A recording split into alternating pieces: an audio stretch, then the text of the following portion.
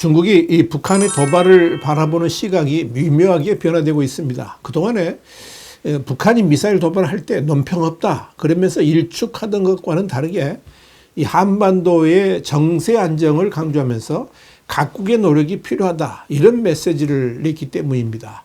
화이트타임스가 이 중국의 속셈을 읽어봤습니다. 지금 시작합니다. 마오닝 중국 외교부 대변인은 10일 북한이 서해상으로 탄도미사일 여러 발을 발사하면서 도발에 나선 것과 관련해 가지고 우리는 북한의 미사일 발사 관련 보도에 주목했고 또한 최근 조선 그러니까 북한이 미국, 한국의 조선과 관련한 군사, 외교, 제재 등 다방면의 동향에 대해서 여러 차례 입장을 표명한 것에도 주목했다. 그러면서 우리는 관련 당사국이 반도 그러니까 한반도 문제의 근원을 직시하고 정치적 해결이라는 큰 방향을 견지하면서 긴장 국면 완화와 지역 평화, 안정 수호를 위해 노력하기를 희망한다. 이렇게 밝혀서 눈길을 끌었습니다. 한마디로 중국이 이 한국과 미국의 군사협력 그리고 대북 제재 등을 모두 거론하면서 정세 안정을 위한 각국의 노력이 필요하다. 이런 입장을 밝힌 겁니다. 중국 외교부의 이런 반응은 이날 오후 1시 50분경 북한이 황해도 내륙에서 서해 방향으로 여러 발의 탄도미사일을 발사한 후에 나왔습니다. 북한의 탄도미사일 발사는 지난 1월 14일 이후 약 2달 만이자 지난 1월 20일 트럼프 대통령 취임 이후 처음이고요.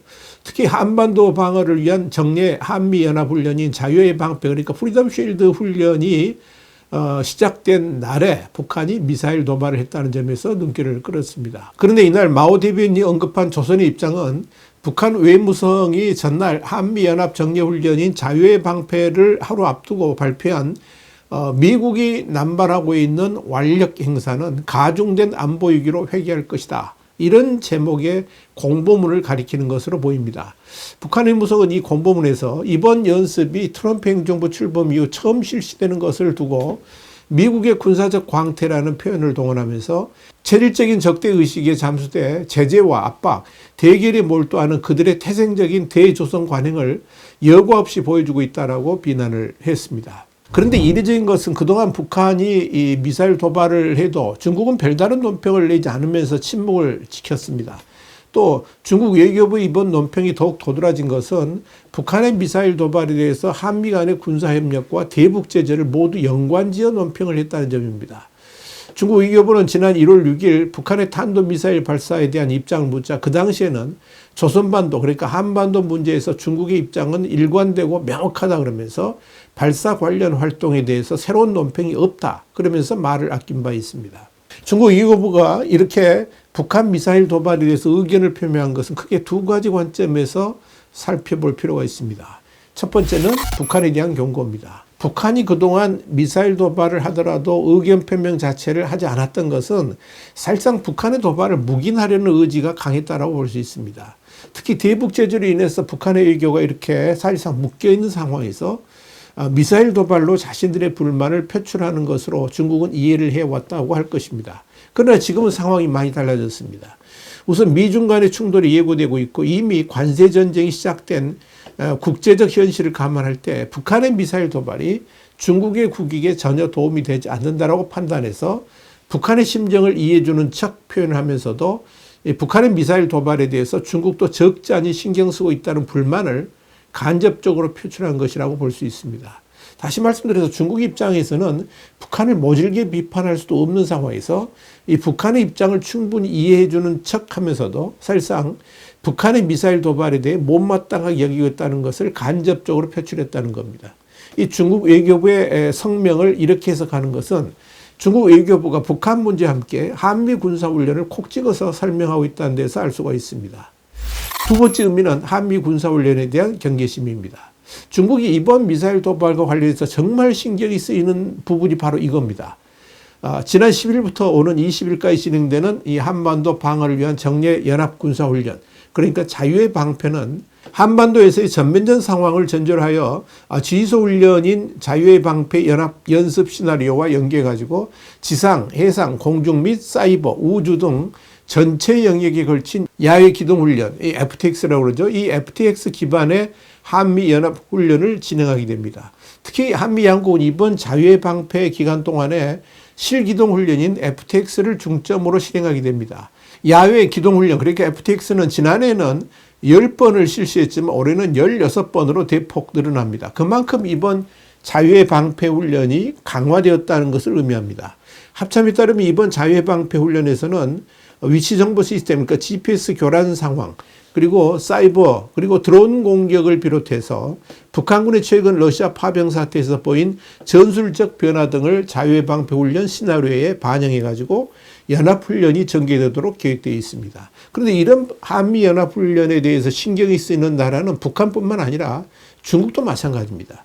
특히 중국은 북한이 도발을 감행하면 할수록 그 강도가 강하면 강할수록 한미 군사훈련의 질도 더욱 높아진다는 점을 우려하고 있습니다.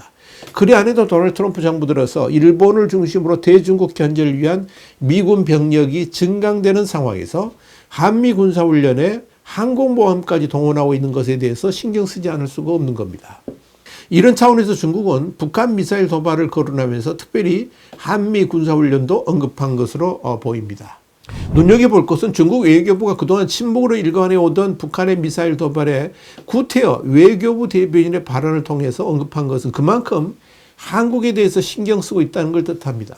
마치 북한의 미사일 도발에 중국도 신기가 불편한다는 점을 의도적으로 한국 당국에 알리려는 목적을 가지고 있다고 볼 수 있습니다. 사실 중국은 지금 불안합니다. 당장 한미 군사훈련이 강력하게 진행되고 있는 것도 불안한 것이지만 앞으로 미국의 대중국 압박이 강화되면서 중국을 향한 주한미군의 역할 변경 그리고 강화에도 신경 쓰이는 것이 사실입니다. 트럼프 정부 들었으면서 주한미군의 역할을 대중국 방어에 우선할 것이다. 이런 소문은 이미 미국 내에서 퍼져 있죠. 이는 중국으로서는 최악의 상황이라고 해도 과언이 아닙니다. 그런데 그런 상황이 도래하지 않도록 막는 방법 중에 하나가 한국 정부를 내세워가지고 원래의 주한미군 역할에 충실하도록 묶어두는 겁니다. 그러기 위해서는 한국 정부의 도움이 절실합니다. 문제는 지금 윤석열 정부의 대중국 태도가 상당히 부정적이라는 겁니다. 비록 대통령 탄핵 국면에 머물러 있기 때문에 아직까지 치열한 외교전을 펼칠 상황이 아니긴 하지만 중국 입장에서는 가장 좋은 시나리오라면 윤석열 대통령이 당연히 탄핵되고 중국 친화적인 민주당 정부가 들어서는 겁니다. 이런 전국 변화를 위해서 필요한 것은 한국인들의 대중국 이미지 변화입니다. 지난 2월 8일 한국의 우원식 국회의장과 시진핑 주석이 하얼빈에서 나란히 앉아서 40여 분간 대화를 나눴습니다. 그동안의 중국 외교 관례를 보더라도 아주 파격적 대우를 해준 겁니다. 시 주석은 오는 10월 경주에서 열리는 에이펙에 참석해서 한중 정상회담을 열 수도 있다는 메시지를 던졌습니다. 뿐만 아니라 한한령의 해제도 언급했습니다. 한마디로 한국을 향해서 미소 작전을 대대적으로 펼친 겁니다. 이런 중국의 외교 변화는 미중 간 갈등이 심해질수록 한국과의 관계가 더욱 소중해질 것이라고 판단했기 때문입니다. 다시 말씀드려서 그동안 한국을 막 대하면서 중국에 대한 부정적 이미지를 촉발해 왔지만 지금부터라도 한국인들의 대중국 이미지를 개선할 필요를 느꼈고 더더욱 다가오는 미중 충돌 시대에 한국과 관계 개선을 해야 할 필요를 절실히 느꼈다는 것을 뜻합니다. 같은 차원에서 중국은 일본과도 외교 관계를 상당히 호의적으로 전환하고 있습니다. 심지어 그동안 센카쿠 열도에 해경선을 보내가지고 수시로 도발했지만 이마저도 아주 조심스럽게 접근할 정도입니다. 이는 일본과의 관계 개선이 필수적이라 보고 전랑 외교에서 벗어나서 미소 외교로 전환을 한 겁니다. 결국 이번에 북한의 미사일 도발에 대해서 중국 당국이 언급을 하고 나섰다는 것은 그만큼 이 한국 정부와 호의적 관계를 만들어가고 싶다는 의지를 공개적으로 표현했다고 볼 수 있을 겁니다. 그러면서도 북한과의 관계도 고려해야 되는 측면에서 애매모호한 표현을 외교적 수사로 썼다라고 판단할 수 있을 겁니다. 분명한 건 앞으로 중국은 한국의 정세에 깊이 관여하게 될 겁니다. 탄핵 정국에도 깊이 개입하게 될 것이고 앞으로 윤석열 대통령의 탄핵 여부와 관계없이 한중 관계 개선에 적극적 태도를 보이게 될 겁니다. 그런 중국의 외교 전술 변화는 이미 시작되었습니다. 이런 중국의 본심을 우리는 분명히 기억하고 있어야 됩니다. 중국이 아무리 양의 탈을 쓰고 미소를 짓는다고 해서 그 본심까지 변한 것은 아니라는 점을 결코 잊지 말아야 할 것입니다. 와이탄 국제정세 분석의 최국일이었습니다. 감사합니다.